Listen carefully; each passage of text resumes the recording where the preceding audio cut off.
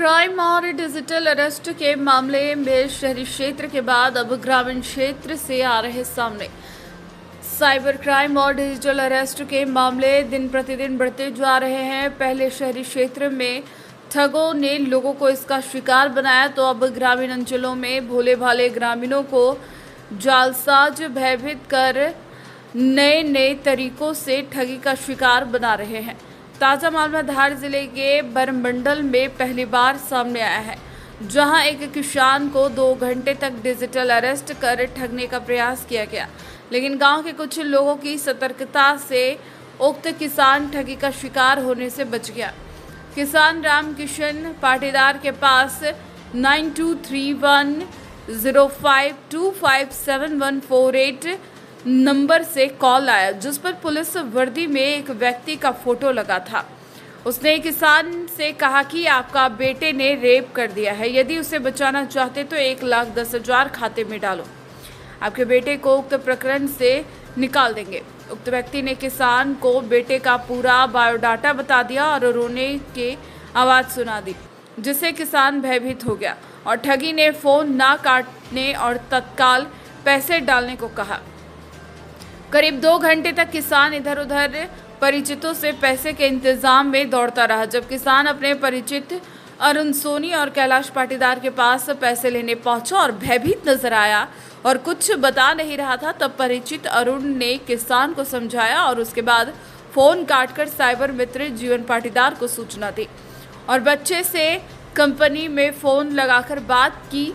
उसने बताया कि वह सुरक्षित है, तो लोगों की सतर्कता के कारण एक गरीब किसान बड़ी ठगी का शिकार होते होते बच गया। धार से सुनील। क्या मामला था भैया? मामला था, मैं घर पर ही था, मुझे अचानक फ़ोन आता है कि यार आपको कैलाश अंकल ने फ़ोन किया था कि 2 मिनट के लिए खड़े खड़े आपको अर्जेंट आना है। गया मैं, तो इनके हाथ में मोबाइल चालू था जो साइबर फ्रॉड वाले ने करा था। तत्काल मैंने उस मोबाइल को हाथ में लिया तो वो ऐसी आड़ी टेढ़ी और मतलब अशोभनीय बातें करने लगा। तो मैं तो समझ ही गया था कि ये फ्रॉड है, क्योंकि पुलिस की वर्दी का लोगो लगाकर ये लोगों को डराते धमकाते रहते हैं। इस मामलों में हमारे एडीजी वरुण कपूर साहब भी बहुत साइबर शाखा वगैरह प्रस्तुत कर रहे हैं। लोगों को जागरूकता रहने की ज़रूरत है। तभी मैंने इनसे मोबाइल लिया, इनको सांत्वना दी कि आपको घबराने की ज़रूरत नहीं है, ऐसे तो बहुत सारे कॉल आते हैं और कॉल आने के पश्चात तत्काल पैसे की व्यवस्था न करें। पहले अपने जो परिजन है या अपना बेटा है उनसे संपर्क करें कि आप कहाँ हो। अगर ऐसा लगे तो आप साइबर शाखा में भी कंप्लेंट दर्ज करा सकते हो। मैंने इनको कहा कि आप अपना पुलिस थाना है, डायल 100 है। ऐसी स्थिति में घबराने की ज़रूरत नहीं है। तो मेरा सभी से यह आग्रह है कि ऐसे कोई कॉल आए तो आपको घबराने की ज़रूरत नहीं है, ताबड़तोड़ में किसी की पैसे की देने की ज़रूरत नहीं है। तो थोड़ी सी जागरूकता और सतर्कता से कल हमने इन्हें बचा लिया। तो मैं सभी से यही निवेदन करता हूँ कि ऐसे झांसे में न फंसे। आपका नाम? मेरा नाम जीवन पटेल वर्मा। क्या मामला था? यार ये था 1 बजे की बात है। 1 बजे फ़ोन में खेत से आया, कुछ बजे 1 बजे की बात थी और वहाँ से अचानक नंबर आया वो, और उसने बताया कि तुम्हारे बेटे ने रेप करा है।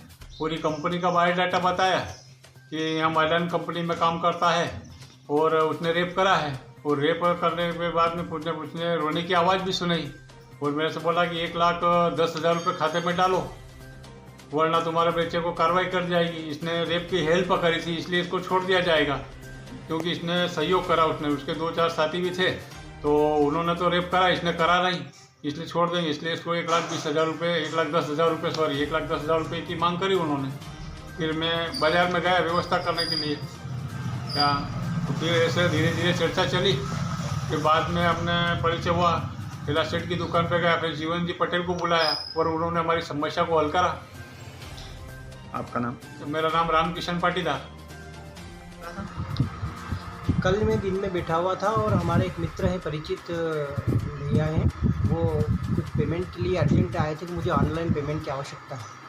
तो मैंने कहा भैया किस लिए चाहिए? तो बोले कि ऑनलाइन पेमेंट डालना है और कुछ बता भी नहीं रहे थे, बार बार वो थोड़ा सा रुआसे जैसे हो रहे थे, रोने जैसे। तो फिर जब ज़्यादा जोर जाके पूछा तो बता नहीं पा रहे थे। फिर वो अपने एक मित्र के यहाँ चले गए। फिर वहाँ से उन्होंने मित्र को, जब मैं मेरे पास वापस वो मित्र आए, फिर उन्होंने मुझे पूछा कि भैया यार थोड़ा पेमेंट की आवश्यकता है, उस व्यक्ति को ऑनलाइन कर दीजिए आप। तो मैं कर दूंगा, पहले आप पूछिए तो सही कि क्या प्रॉब्लम है। तो वो कुछ बता नहीं रहे थे। फिर मित्र ने जब जोड़ दिया हम लोगों ने, तब उन्होंने बताया कि मैंने कहा आपके साथ कोई फ्रॉड हो रहा है, आपके बच्चे का एक्सीडेंट हुआ है या कहीं बीमार हुए हैं, या फिर आपके पास किसी का कॉल तो नहीं आया है? तो बोले कॉल आया है। तो मैंने कहा क्या आया है आपको? कोई एक्सीडेंट बता रहा है या कोई आपके रेपिस्ट बच्चे को साथ में कोई रेप हुआ है या रेप किया गया है, उसने किसी के साथ में सहयोग किया है, या फिर किसी लड़की को लेके गया है, ऐसा कुछ फ़ोन आया क्या? बोले हाँ, रेप का फ़ोन आया है, मेरे बच्चे को रेप केस में फंसा दिया है और उनका उसका मोबाइल वगैरह सब ले लिया और उसके लिए वो अर्जेंट मुझसे 1,10,000 रुपये मांग रहे हैं। तो मैंने कहा भैया ये आपके पास में जो फ़ोन आया है ये +92 से आया होगा, क्योंकि अभी 4 दिन पहले मेरे साथ भी ऐसा हो चुका है। मैं अभी घूमने गया था, तब मेरे पास में व्हाट्सअप पे ऐसा कॉल आया था कि मैंने उस कॉल को डिलीट कर दिया था। तो मैंने कहा अभी ये साइबर क्राइम चल रहा, हो सकता है आपके साथ भी ऐसा ही हुआ, आप पहले अपने बच्चे से बात कीजिए। तो उन्होंने थोड़ी समझदारी दिखाते हुए, वो व्यक्ति तो फ़ोन काट ही नहीं रहा था, लेकिन दूसरे को कॉल से कॉल करके फिर बच्चे को कंपनी में बात करी तो बच्चा सुरक्षित था। उन्होंने कहा पापा मेरे साथ कुछ भी नहीं हुआ है, मैं सुरक्षित हूँ और आप इस चीज़ से डरिए मत।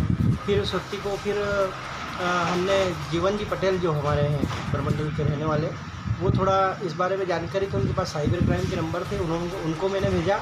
उन्होंने जा कर के उस व्यक्ति से बात करी, थोड़ी सी गाली गलौज भी करी, तब जाके पता चला कि नंबर पाकिस्तान के थे और वो व्यक्ति केवल उनको डरा रहा था फर्जी, और उनको डिजिटल अरेस्ट लगभग 1.5 घंटे तक करके रखा हुआ था। तब जा कर के उनको थोड़ी संतुष्टि हुई और फिर उन्होंने पैसे नहीं डाले। आपका नाम? मेरा नाम अरुण सोनी।